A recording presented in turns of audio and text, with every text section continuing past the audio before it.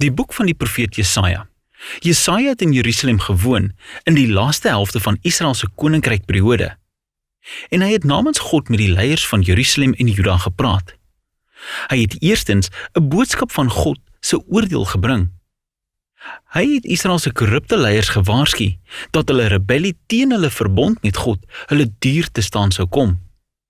Dat God die groot koninkryke van Assirië en later Babylon sou gebruik om Jerusalem te veroordeel indien hulle sou aanhou met afgoderry en verdrukking van die armes. Maar daardie aankondiging is met 'n boodskap van hoop gekombineer. Jesaja het ten diepste geglo dat God eendag al sy verbondsbeloftes sou vervul, dat hy 'n koning sou stuur van Dawid se nageslag om God se koninkryk te vestig. Onthou 2 Samuel 7? Dat hy Israel sou lei in gehoorsaamheid aan al die wette van die verbond wat hulle by Sinaï berg gemaak het. Onthou Eksodus 19? En dit was alles sodat God se seën en redding kon vloei na al die nasies soos God aan Abraham in Genesis hoofstuk 12 beloof het. En dis hierdie hoop wat Jesaja dring om hard uit te spreek teen die korrupsie en afgoderry van Israel in sy tyd. Nou die boek het 'n taamlike komplekse literêre ontwerp, maar daar is een maklike manier om te sien hoe dit alles bymekaar inskakel. Hoofstuk 1 tot 39 bevat 3 groot gedeeltes wat Jesaja se waarskuwing van oordeel oor Israel uitpak. En dit loop op na 'n gebeurtenis waarna verwys word aan die einde van hoofstuk 39, die val van Jerusalem en die ballingskap van die mense na Babylon.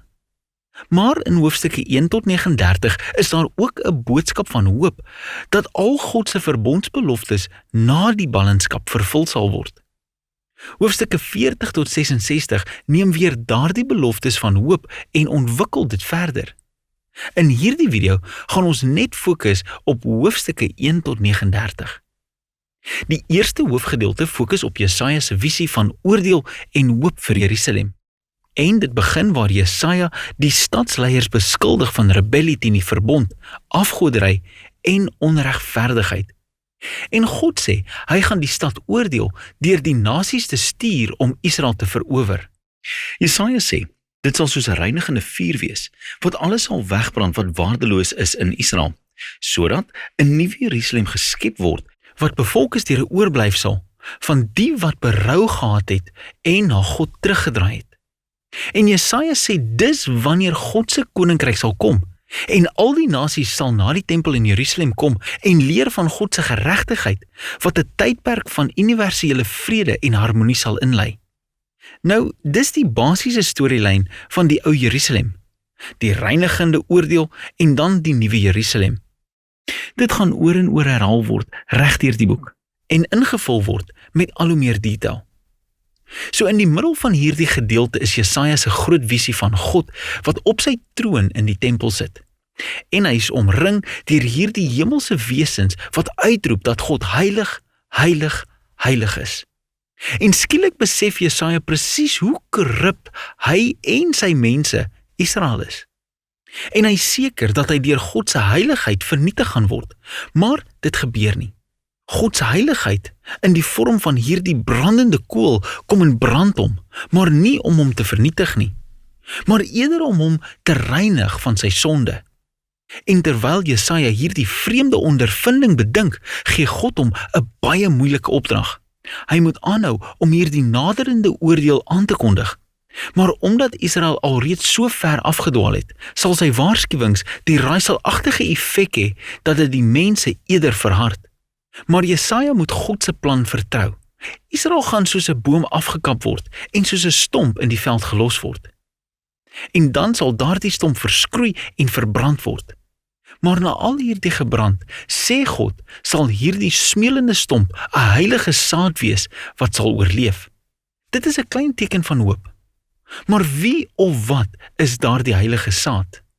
Die res van hierdie gedeelte bied 'n antwoord. Jesaja konfronteer Agas, 'n nakomeling van Dawid en 'n koning van Jerusalem, en hy kondig sy val aan. God sê dat dit die groot ryk van Assirië is wat Israel eers sal afkap en die land vernietig. Maar daar's hoop. As gevolg van God se belofte aan Dawid, gaan hy na hierdie vernietiging 'n nuwe koning stuur wat Immanuel genoem word, wat beteken God met ons. En Immanuel se koninkryk gaan God se mense bevry van gewelddadige, onderdrukkende koninkryke. En Jesaja beskryf hierdie komende koning as 'n klein loot van nuwe lewe wat uit die ou stomp van Dawid se familie sal uitspruit. Dis hierdie koning wat die heilige saad van hoofstuk 6 is. En die koning gaan deur God se gees bemagtig word om oor die nuwe Jerusalem te regeer en geregtigheid vir die armes te bring. En alle nasies sal opkyk na hierdie messiaanse koning vir leiding. Sy koninkryk sal die hele skepping transformeer wat vrede sal bring. Nou het jy hoofstukke 1 tot 12 voltooi met 'n taamlike goeie begrip van Jesaja se boodskap van oordeel en hoop. Maar wanneer gaan al hierdie dinge gebeur? Jesaja het 'n ander ryk sien opkom na Assirië, en dis Babylon, wat Jerusalem sal aanval en eintlik daarin sal slaag om dit te vernietig. En dit bring ons by die volgende gedeeltes van die boek. So eers het ons 'n groot versameling van gedigte wat God se oordeel en hoop vir die nasies verken. Ons leer eerstens oor die val van Babylon en Israel se bure. Jesaja kon sien dat Assirië se wêreldmag eendag vervang sou word deur die Babiloniese ryk, 'n nasie wat selfs meer vernietigend en arrogant is.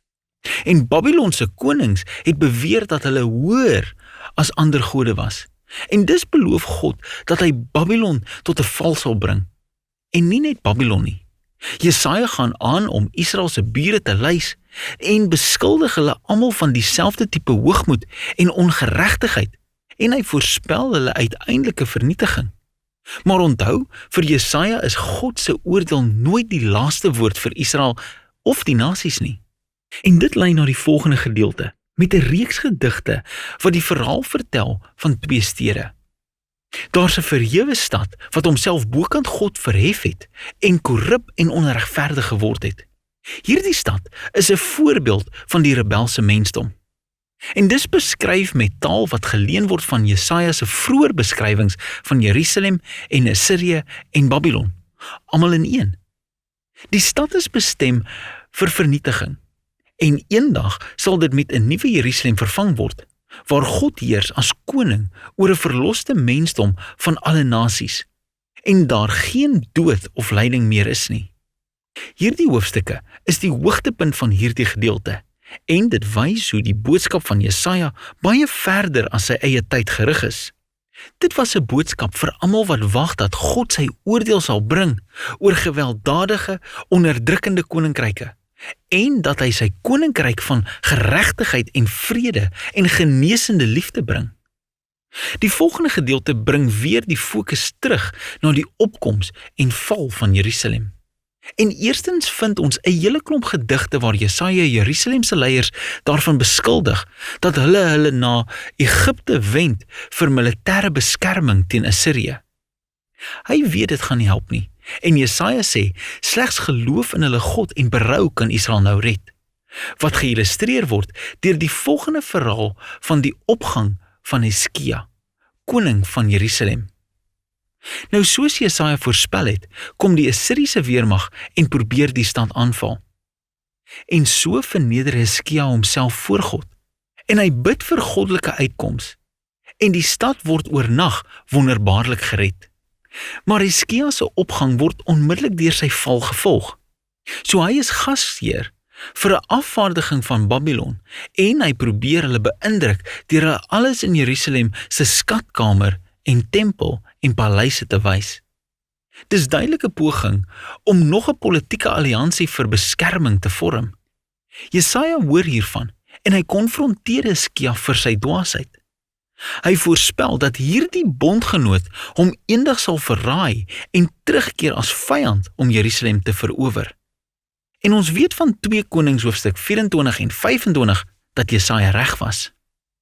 Meer as 100 jaar later sou Babylon Jerusalem verraai, die stad en sy tempel kom vernietig en die Israeliete wegvoer in ballingskap na Babylon.